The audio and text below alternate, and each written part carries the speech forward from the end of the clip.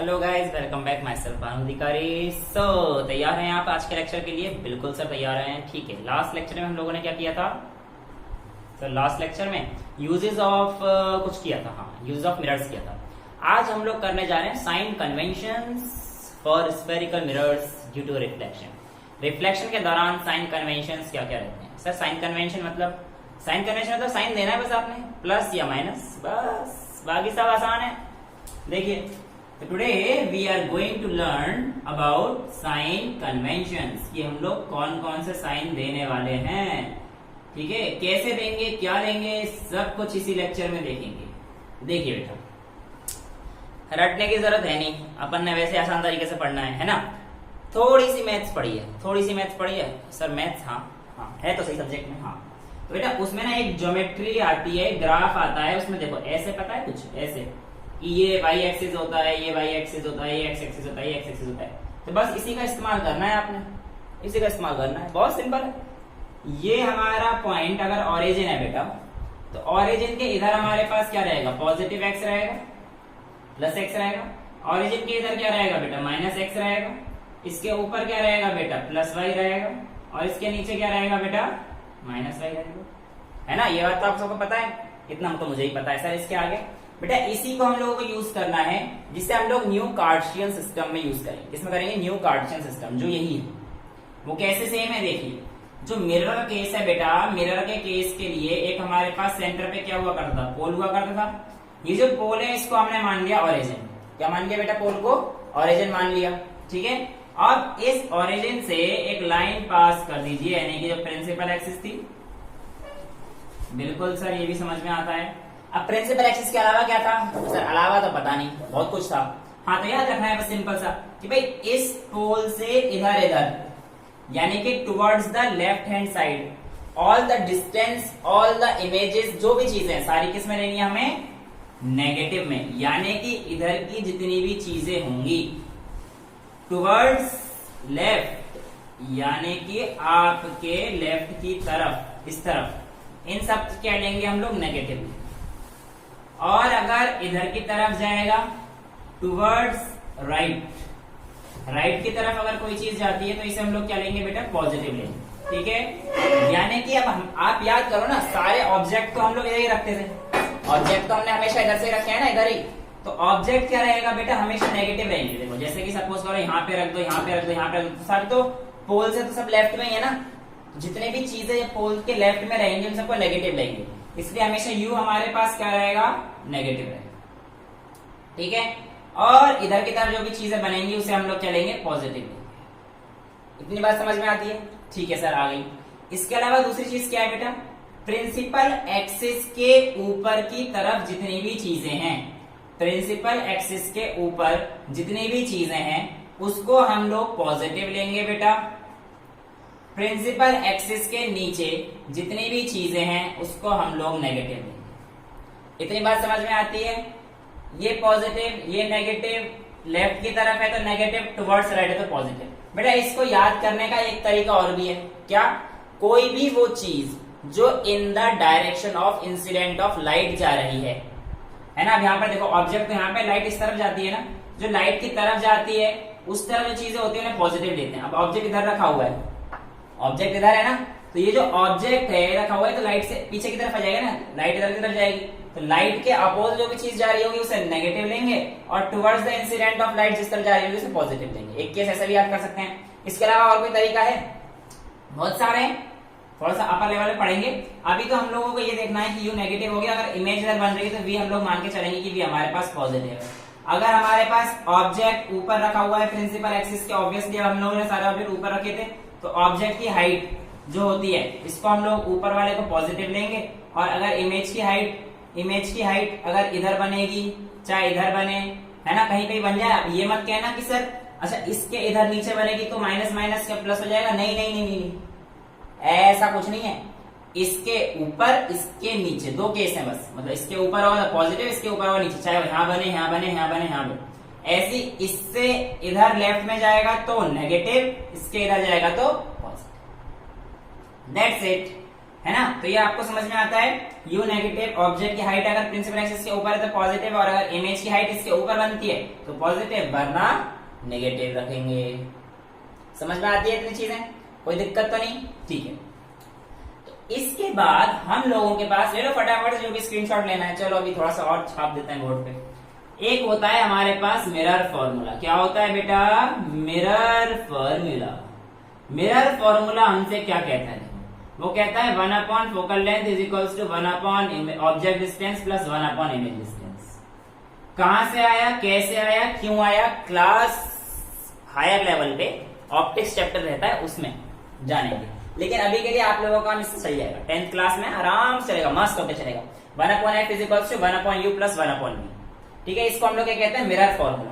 तो बेटा ये मिरर फॉर्मूला होता है, इससे हम लोग किसी भी ऑब्जेक्ट की डिस्टेंस, किसी भी इमेज की डिस्टेंस निकाल सकते हैं। Distance up to you, whatever you want to pronounce it. Okay, तो 1 upon F is equals to 1 upon U plus 1 upon V. ये हमारे पास ऑब्जेक्ट की डिस्टेंस या इमेज की डिस्टेंस निकालने का फॉर्मूला हुआ करता है। लेकिन एक और नई टर्म आ जाती है हमारे पास इसके साथ साथ, magnification. What do you mean by the term magnification? Magnification से आप लोग क्या समझते हैं? सर कुछ नहीं समझते, आप ही समझा दो। हाँ बेटा मैं तो समझाऊंगा ही, टेंशन क्यों लेते हो? मैं तो समझाऊंगा, टेंशन ना लो। आप कुछ समझते हो, मैं समझाऊं?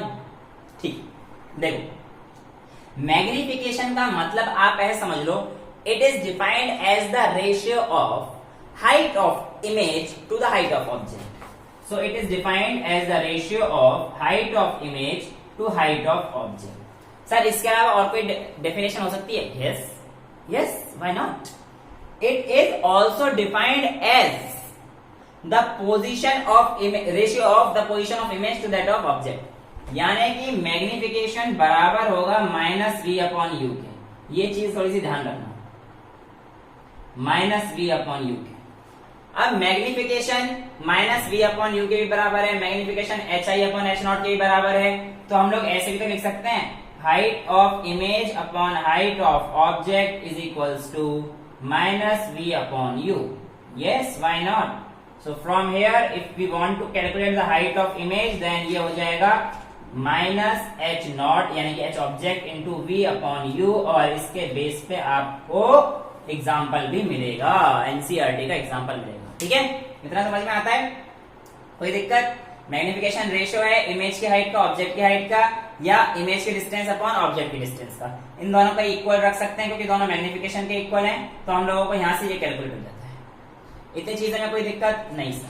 अब देखो बेटा, एक बहुत ही बड़ी चीज आती है जो बच्चों के समझ में नहीं आती। सर मैग्निफिकेशन से हम लोग किसी भी चीज का रिलेशन कैसे निकालते हैं? हाँ, कि वो इमेज कैसी है? बेटा बहुत सिंपल है, बड़ा ही आसान सा है। देखो, अगर तो मैग्निफिकेशन की वैल्यू यानी कि सपोज कीजिए v अपॉन यू की वैल्यू 1 आती है, +1 आती है, तो इसका मतलब समझ लेना सब कुछ चीज सेम है। मैग्निफिकेशन की वैल्यू 1 रहती है, +1 रहती है प्लेन मिरर के लिए, यानी कि आपका जो ऑब्जेक्ट है वो सेम साइज का बनेगा। प्लस की वैल्यू मैग्निफिकेशन की डिनोट करती है हमारे पास वर्चुअल एंड इरेक्ट इमेज को। कौन सी इमेज को करती है बेटा? Virtual and erect image. यानी कि आप लोगों के पास जितनी भी प्लस की वैल्यू आएंगी वो क्या इमेज बता रही होंगी हमारे पास? Virtual and erect. अब वर्चुअल और इरेक्ट पता है ना? इरेक्ट मतलब सीधी, वर्चुअल मतलब वो इमेज जो रियल में एग्जिस्टेंस नहीं करती, बिना लाइन के कटने से आती है, जो हम लोग अपनी मर्जी से लाइन पीछे की तरफ लेकर जाते हैं उससे बनती है, उससे हम लोग वर्चुअल इरेक्ट कहते हैं। यानी कि अगर मैग्निफिकेशन की वैल्यू प्लस में आती है तो इमेज कैसी बनेगी? Virtual erect. अगर n की वैल्यू 1 आती है तो जैसे हो वैसे ही दिखोगे। इतना समझ में आता है? अच्छा सर इसके अलावा और भी तो कुछ आ सकती है? हाँ बिल्कुल आ सकती है। अगर n की वैल्यू मान लीजिए +3 आ गई, इसका मतलब ऑब्जेक्ट बड़ा बन रहा है, ऑब्जेक्ट का साइज लार्जर है, सॉरी इमेज बड़ा है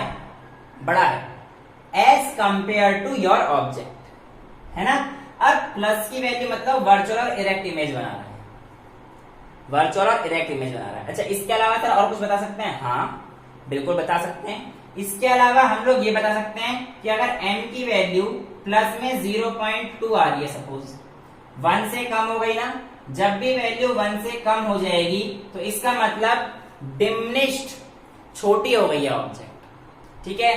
तो m की वैल्यू बताती है। अच्छा सर सारी पॉजिटिव वाले तो बताए जा रहे हो, नेगेटिव वालों का क्या करें वो भी बता देते हैं। अगर मैग्निफिकेशन की वैल्यू नेगेटिव आती है, यानी कि अगर ये वैल्यू नेगेटिव आती है इन दोनों में से कोई सी भी, तो बेटा इसका मतलब है वो कैसी इमेज बना रहा है, रियल और inverted, real and inverted image. आपको ये बात तो बता चुके हैं कि रियल के साथ इन्वर्टेड आएगा, वर्चुअल के साथ इरेक्ट आएगा। सपोज कीजिए m की वैल्यू -2 आ गई है, तो ऑब्जेक्ट तो बड़ा बना रहा है लेकिन रियल और इन्वर्टेड। मैग्निफिकेशन तो मैग्नीट्यूड तो ज्यादा है ना, मैग्नीट्यूड मतलब ये नंबर और ये साइन है। तो अगर मैग्निफिकेशन की वैल्यू -2 आई है बेटा, इस बात का क्या मतलब होता है, इस बात का मतलब ये है कि ये वैल्यू हमारे पास दिए गए ऑब्जेक्ट से बड़ी इमेज बना रही है, क्योंकि 1 से ज्यादा है ना मैग्नीट्यूड में। तो लेकिन बना कैसी रही है माइनस की वजह से, रियल और इन्वर्टेड। समझ में आता है। इसके अलावा m देते माइनस का 0.8 आ जाए तो उससे छोटी बना रही है, पर बना कैसे रही है, रियल और इन्वर्टेड। यानी कि कहीं इस तरफ सपोज करिए 0.8 आई है, अगर ये हमारे पास ऑब्जेक्ट था तो वो कुछ इतना बना रहा है, मतलब उससे तो छोटा बना रहा है, रियल इन्वर्टेड बना रहा है। और वर्चुअल इरेक्ट केस में क्या आएगा, सपोज ये है सेम साइज का बना रहा है, प्लेन मिरर है तो बिल्कुल सेम साइज आएगा। और सपोज कीजिए वर्चुअल इरेक्ट में वैल्यू आई है +0.4, तो इसका मतलब ये बनाएगा। मैग्निफिकेशन की वैल्यू आई है +3, तो इसका मतलब इससे बड़ा ही बनाएगा, है ना। तो इस तरीके से हम लोग आराम से कर सकते हैं वर्चुअल इरेक्ट के केस में। और रियल इन्वर्टेड के केस में क्या बनाएगा, ये उल्टी बना देगा, यहाँ पे भी बना सकता है, यहाँ पे भी बना सकता है, तो ये रियल और इन्वर्टेड हो गया। ठीक है, इतनी चीज समझ में आती है। तो इस तरीके से हम लोग क्वेश्चन को कर सकते हैं। अच्छा सपोज कीजिए मैं आपसे एक क्वेश्चन एक क्वेश्चन कर लेते हैं ना फटाफट से, एक क्वेश्चन कर लेते हैं फटाफट से। कैसे, share a video, if you want take the screenshot take it now. लेगा, बहुत सही बहुत सही। देखिए क्वेश्चन तो बहुत सिंपल होते हैं, इस फॉर्मूले को इस्तेमाल करना है, इस फॉर्मूले को भी इस्तेमाल करेंगे, इसको भी करेंगे, सबको कर देंगे। एक ही क्वेश्चन कराऊंगा, सारे कॉन्सेप्ट्स एक ही में क्लियर हो जाएंगे और आप लोगों को दिक्कत शायद नहीं आएगी, ऐसा मैं मान के चल रहा हूं, मान के चल रहा हूं। देखिए न्यूमेरिकल स्टार्ट कर लेते हैं फटाफट से कॉन्सेप्ट के लिए। मैं कह देता हूं आपसे कि एक कॉन्वेक्स मिरर है, एक कॉन्वेक्स मिरर है भाई, एक कॉन्वेक्स मिरर ले लीजिए जिसका आपको रेडियस ऑफ कर्वेचर दे रखा है, मान लो 30 सेंटीमीटर दे दिया, ठीक है। और आपसे कह दे and an object is placed 50 centimetre in front of mirror. उस कॉन्वेक्स मिरर के सामने एक ऑब्जेक्ट रखा हुआ है, तो बताइए find the position of image, मतलब पोजीशन नेचर सब फाइंड कर दो यार, पोजीशन नेचर जितनी भी चीजें ऑफ इमेज, एक साथ सारी चीजें कैलकुलेट कर लेते हैं। ठीक है, अब देखो बेटा मिरर कैसा है, कॉन्वेक्स मिरर, तो डायग्राम बनाना याद आना चाहिए, है ना। कॉन्वेक्स मिरर ऐसा हुआ करता था और हमारे पास याद तो होगा ही, इसका फोकस इस तरफ नहीं होता था, इसका फोकस इस तरफ हुआ करता था, है ना। ठीक है सर, ये बात तो हमें पता है। ठीक है, अभी हमें क्या दे रखा है, कॉन्वेक्स मिरर है जिसका रेडियस ऑफ कर्वेचर बोला है मैंने, याद रखना, रेडियस ऑफ कर्वेचर दिया हुआ है भैया। ठीक है, क्या दिक्कत आएगी इसमें, जब इसमें रेडियस ऑफ कर्वेचर में 30 दे रखा है, तो सर हमें एक चीज पता है, इसकी फोकल लेंथ निकल जाएगी r/2 करके, बताया था ना r = 2f, तो फोकल लेंथ r/2 हो जाएगी, यानी कि 30/2 यानी कि 15 सेंटीमीटर हो गई। Very good. इसके बाद देखो बेटा, object is place 50 centimetre in front of mirror, यानी कि ये जो ऑब्जेक्ट है यहाँ पर रखा हुआ है, इसे 50 centimetre in front of mirror, समझ आता है। अब इससे इधर वाली आपके लेफ्ट की डिस्टेंस सारी नेगेटिव लेनी थी, इसका मतलब u हमारे पास क्या आ गया, नेगेटिव। नेगेटिव में कितना आया, -50 हो गया इसका मतलब, है ना। और इसके इधर वाली सारी चीजें पॉजिटिव थी, तो फोकस इसके इधर है, तो इसलिए हमारे पास f कितना आएगा बेटा, पॉजिटिव। और f की वैल्यू कितनी है हमारे पास, 30/2 यानी कि 15 आ गई। ठीक है, अब इसके बाद तो बहुत सिंपल हो गया खेल, mirror formula 1/f = 1/v + 1/u, इसको लगा दीजिए। तो इसको लगाएंगे तो क्या आएगा बेटा, देखो 1/f कितना दे रखा है हमें, 15 = 1/v, हमें v निकालना है। अब ये आएगा प्लस और ब्रैकेट में -1/50, समझ गया ना क्यों। Very good. ये सॉल्व करेंगे तो 1/50 को लेके प्लस का हो जाएगा, जिसकी मदद से हमारे पास 1/v की वैल्यू आ जाएगी 1/15 प्लस 1/50। इन दोनों का एलसीएम लेके यहाँ पे सॉल्व कर दूं। ठीक है, यहाँ पे देखना। ठीक है, इसके बाद हम लोग आ रहे हैं इधर। अब देखो बेटा 15 और 50 का एलसीएम कितना आएगा 750। 15 के टेबल में 750 कितनी बार आएगा 50 बार, और 50 के टेबल में अब एलसीएम ले लेना है, इसमें कुछ कर थोड़ी रहा हूं। तो 1/v की वैल्यू आ जाएगी 65/750। अभी देखो बेटा 1/v की वैल्यू आई है ना, तो v की वैल्यू क्या हो जाएगी, इसका रेसिप्रोकल कर देंगे, है ना। तो v इज इक्वल्स टू 750/65 और इसे सॉल्व करेंगे तो कितना आएगा 11 पॉइंट समथिंग निकाल लेना है अपने आप। ठीक है ना, इसका कोई फर्क नहीं। अब आपको जो चीज सिखा रहा हूं उसे सीखो। तो आपके पास v की वैल्यू आ गई है ना। अब v की वैल्यू पॉजिटिव आई है, v की वैल्यू पॉजिटिव आई है। पॉजिटिव आई है तो मतलब इमेज इधर नहीं बनेगी, इस तरफ बनेगी, है ना, इस तरफ बनेगी। ये बात हमें पता पड़ गई। पॉजिटिव कितनी 11 पॉइंट समथिंग, यानी कि अगर v यहाँ पे बन रहा है फोकल लेंथ 15 आएगा तो फोकल लेंथ से ही पहले बनेगी। ये देखो, ये देखो यहाँ पे कहीं पे बनेगी, इतनी दूरी पे बनेगी। ये डिस्टेंस इतनी होगी 11 पॉइंट समथिंग जितनी आई होगी। अच्छा, अब इसके बाद इसने नेचर वगैरह भी पूछा था, तो बेटा नेचर निकालने के लिए हम लोग मैग्निफिकेशन निकाल सकते हैं। तो मैग्निफिकेशन क्या होता है -v/u। ठीक है, अब -v यानी कि v कितना लेंगे इस बार हम लोग 11 पॉइंट समथिंग, तो माइनस ऑफ 11 पॉइंट जितना भी लेना है अपॉन u कितना था बेटा हमारे पास 50 ना ना ना -50 ही लेना है बेटा, -50। ठीक है, और माइनस से माइनस गया, इसका मतलब हमारे पास मैग्निफिकेशन पॉजिटिव में आ जाएगा। पॉजिटिव में आएगा, पॉजिटिव में आएगा कितना आएगा 0.2 समथिंग, है ना। अब 1 से छोटा है लेकिन पॉजिटिव है, तो पॉजिटिव का मतलब इसका इमेज तो बनेगी वर्चुअल एंड इरेक्ट, वर्चुअल और इरेक्ट इमेज बनेगी। और स्मॉलर देन द, या डिमिनिश बोल दो, ये तो काफी 0.2 काफी छोटा हो गया, और डिमिनिश बोलते हैं smaller size, very small size बोलते हैं, स्मॉलर साइज। आप समझ गए हो कि m की वैल्यू जब 1 छोटी आती है तो ये स्मॉलर साइज की बनती है। ये देखो, यहां से इतनी बात समझ आती है, कोई दिक्कत नहीं आनी चाहिए। ये कॉन्वेक्स मिरर कर लिया, अब एक केस कॉनकेव का कर लें, फटाफट से स्क्रीनशॉट ले लो। ठीक है, अब हम लोग क्या करते हैं, मिरर को पलट देते हैं भाई, मिरर को पलट देते हैं, है ना, पलट देते हैं। सर इस बात से क्या मतलब है, इस बात से मतलब है कॉनकेव मिरर ले लेते हैं। क्या कह लेते हैं, कॉनकेव मिरर। ठीक है, सारी क्वेश्चन मिटा देते हैं ना, साइन कन्वेंशन तो सीखना ही है। ठीक है, कॉनकेव मिरर केस। अब देखो, अब आपसे मैं कहता हूं कि एक ऑब्जेक्ट है, एक ऑब्जेक्ट है, उसकी हाइट 4 मीटर है, an object of height 4 meter. कितना दे रखा है बेटा, इसकी हाइट 4 मीटर दे रखी है ना। और it is placed in front of concave mirror. अब क्या कौन सा मिरर दे दिया हमें, कॉनकेव मिरर दे दिया, कॉनकेव मिरर, है ना। और वो कहता है कि ऑफ फोकल लेंथ 25 सेंटीमीटर, मान लीजिए ऑफ फोकल लेंथ 25 सेंटीमीटर। इसका जो हमें फोकल लेंथ दे रखा है, इसका सीधा एफ दे रखा है, एडिस कर ऐसा कुछ नहीं। और कहता है कि अगर object, if object is placed, कहां रखेंगे भाई 15 सेंटीमीटर पे रख दें, आगे रख दे पीछे रख दे, फोकल लेंथ चलो 15 सेंटीमीटर आप समझ लेना, 15 centimeter from the pole, find the position of image, find the position, nature and इस बार हाइट भी फाइंड कीजिए, एंड हाइट ऑफ इमेज, इस बार सब चीज फाइंड करनी। ठीक है, डायग्राम बनाए कॉनकेव मिरर का, कैसा हुआ करता था, ऐसा हुआ करता था कॉनकेव मिरर का। अब ये देखो, फोकस इधर रहता था, याद है ना, कॉनकेव कॉन्वेक्स के लिए फोकस इधर था और इधर की तरफ फोकस इधर था। हमने मान लिया फोकस है इसका, है ना। इसकी डिस्टेंस कितने रखी है, फोकल लेंथ 25, यानी कि हमें दे रखा है बेटा 25। और ऑब्जेक्ट कहां पे रख रखा है इस बार 15 सेंटीमीटर फ्रॉम द पोल, ये पोल था, यानी कि हम लोग मान के चल लेते हैं ऑब्जेक्ट इस बार इधर रखा हुआ है। ये यहां से यहां तक की डिस्टेंस कितनी दे रखी है हमें 15, है ना। और ऑब्जेक्ट की हाइट कितनी दे रखी है बेटा 4 मीटर। ये देखो, सारी चीजें क्लियर हो जाएंगी हमारे पास। यहाँ पे डायग्राम भी बना देंगे, वही बना देंगे, क्वेश्चन भी करेंगे।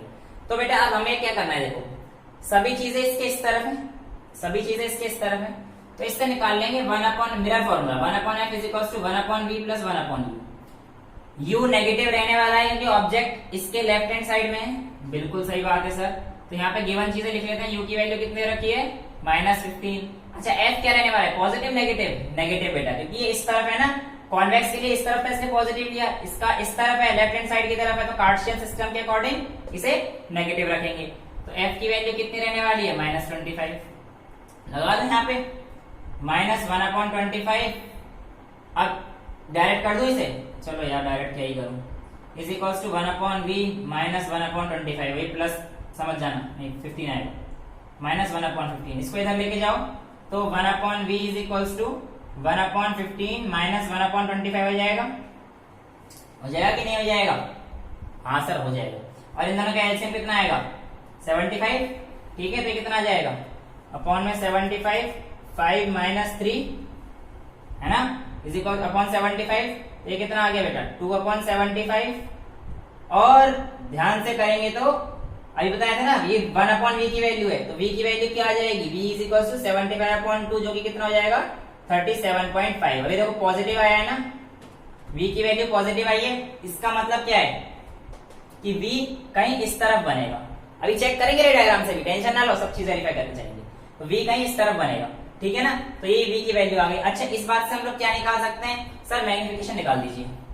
मैग्निफिकेशन कैसे निकालेंगे बेटा, magnification is equal to -v/u, magnification -v/u।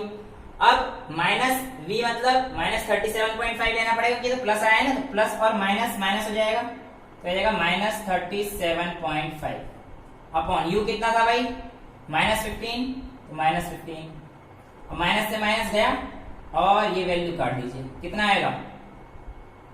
अच्छा हाइट ऑफ ऑब्जेक्ट निकालना है ना, अभी एक काम करते हैं पहले इसको तो निकाल ही लेंगे बाद में। 2.5 आएगा वैसे तो, मैग्निफिकेशन 2.5 आई है ना। अच्छा अभी हाइट ऑफ इमेज भी निकालनी है तो हमें ये भी तो पता है -v/u is equals to height of image upon height of object, ये भी तो पता है ना। तो इसको इधर ले जाओ -v/u is equals to height of image upon height of object. तो हाइट ऑफ इमेज निकालनी है तो हाइट ऑफ इमेज कितनी आ जाएगी बेटा -v/u is equals to height of image into height of object. ठीक है कोई दिक्कत नहीं सर। अब देखो हाइट ऑफ ऑब्जेक्ट यहां पे रख दो, कितनी थी 4। अब देखो ऑब्जेक्ट ऊपर की तरफ है, ऑब्जेक्ट ऊपर की तरफ है तो ये क्या आएगा पॉजिटिव आएगा ना, बिल्कुल सही। तो ये पॉजिटिव आएगा, डाल दो वैल्यू डाल दो फटाफट। v की कितनी निकालिए 37.5, ये माइनस का आएगा 37.5 और u की वैल्यू कितनी है, u की वैल्यू बताओ भाई -15 इंटू 4 कर दीजिए इसे तो ये आपके पास आ जाएगी हाइट ऑफ इमेज है ना।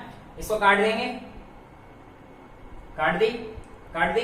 अच्छा तो ये कितना आ जाएगा 37 इंटू 0.5 इंटू 4 37 2 70 150 10 आ गई बेटा।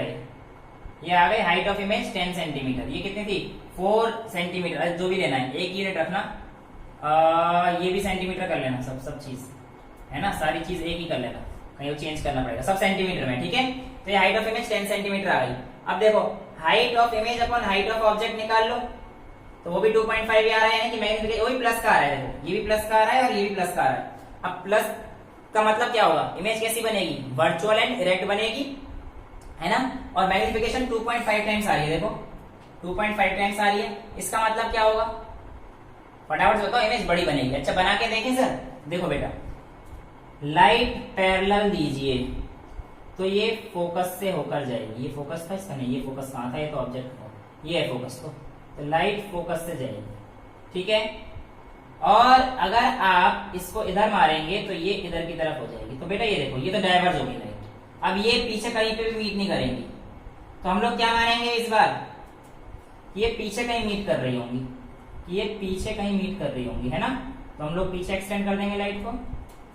अब इस पॉइंट को देखो, साफ साफ पता पड़ रहा है कि इससे तो बड़ा ही है ना इमेज ये, है ना। तो ये हमारे पास इमेज आ गई। अच्छा ये डिस्टेंस कितनी रहने वाली है, ये डिस्टेंस रहेगी यहाँ से 37.5, ये भी निकाल लिया हमने है ना। तो देखो बिल्कुल सारी वैल्यूज मैच कर रही हैं। मैग्निफिकेशन अगर बड़ी आती है और पॉजिटिव में आती है तो वर्चुअल और इरेक्ट इमेज बनेगी, वर्चुअल और इरेक्ट बन गई, ठीक है। तो इसकी इमेज कितनी आ गई 10 सेंटीमीटर बनेगी। क्या बात है सर, सारी चीज रे डायग्राम वायग्राम सब दिया हुआ, ठीक है। समझ में आया मैग्निफिकेशन पॉजिटिव था कैसे आया, क्या हुआ है ना। अब अगर यही चीज नेगेटिव में आ जाती बाय चांस, कोई ऐसा क्वेश्चन होगा शायद आपकी एनसीईआरटी में कुछ वैल्यूज प्लस माइनस की या फिर इसकी वैल्यू कम, ये उल्टा वैल्यू दे रखी है शायद, 15 सेंटीमीटर की फोकल लेंथ दे रखी है और 25 पे दे रखा है, तो ये वैल्यू जस्ट अपोजिट आ जाएगी, है ना। तो ये -37.5 हो जाएगा बी की वैल्यू। अब -37.5 करते ही यहाँ पे क्या हो जाएगा, ये माइनस माइनस माइनस, एक माइनस रह जाएगा तो मैग्निफिकेशन माइनस का 2.5 आएगा। तो यानी कि आपकी बार ये इमेज ना, ये सारी माइनस की तो इस तरफ बनेगी इमेज, जब हम माइनस लेके करेंगे। मैं इसी में कर दूं, कंफ्यूज तो नहीं हो गए, मैं पूरा सॉल्व नहीं कर रहा, बस बता रहा हूँ वो केस क्या है जो आपकी एनसीईआरटी में दे रखा है, उसमें ये दोनों चीजें अलग अलग दे रखी है। बस मैं उसके रे डायग्राम बना के दिखाता हूँ। देखो जब हमारे पास मैग्निफिकेशन माइनस का आएगा ना, अगर -2.5 आता है, सपोज कीजिए मैग्निफिकेशन -2.5 है, इसका मतलब रियल और इन्वर्टेड इमेज बनेगी। मैंने बताया था ना एम अगर माइनस का रियल और इन्वर्टेड, तो उसके केस में कुछ ऐसी इमेज मान लो जैसे यहाँ पे है ना, तो अब की बार क्या था, फोकल लेंथ उल्टी हो जाएगी ना, कम हो जाएगी, फोकल लेंथ 15 है और ऑब्जेक्ट उसके पीछे, यानी कि ये जो ऑब्जेक्ट की डिस्टेंस हो जाएगी 25 और यहाँ पे फोकल लेंथ है, ये वाली डिस्टेंस जो है 15 है ना। ये हमारे पास फोकस और यहाँ पे 4 मीटर का ऑब्जेक्ट, 4 सेंटीमीटर का ऑब्जेक्ट रखा हुआ है। तो लाइन पैरेलल दीजिए, ऑब्जेक्ट यहाँ पे रखा हुआ 25 पे रखा हुआ है ना, यहाँ पे रखा हुआ है ऑब्जेक्ट, यहाँ पे रखा हुआ है। तो ठीक है, पैरेलल लाइन दो, फोकस से होके जाएगी और फोकस से मारोगे तो पैरेलल होके जाएगी। तो यहाँ पर देखो ये भी बड़ी हो रही है ना उससे, तो वो तो बड़ी रही है पर उल्टी हो जाएगी, तो रियल और इन्वर्टेड इमेज बनेगी जो आपकी बुक के केस में। तो उसके बुक के केस में रियल और इन्वर्टेड क्यों आ रही है ये आप समझ गए होंगे, ठीक है। इसका केस नहीं है ये, बुक वाले क्वेश्चन का केस है, समझ में आया, मजा आ गया क्वेश्चन करते में, ठीक है। अच्छा अब ध्यान से पढ़ना, तो सारी चीजें आराम से क्लियर हो जाएंगी। एग्जाम्पल देख लेना, दोनों आपके एनसीईआरटी के भी हो गए हैं और ये भी हो गया। I hope the lecture was pretty much clear to you. मजे कम किए लेकिन आज कॉन्सेप्ट थोड़ा सा टफ था, इसे समझना ज्यादा जरूरी है, ठीक है। Bye bye, take care, thank you so much.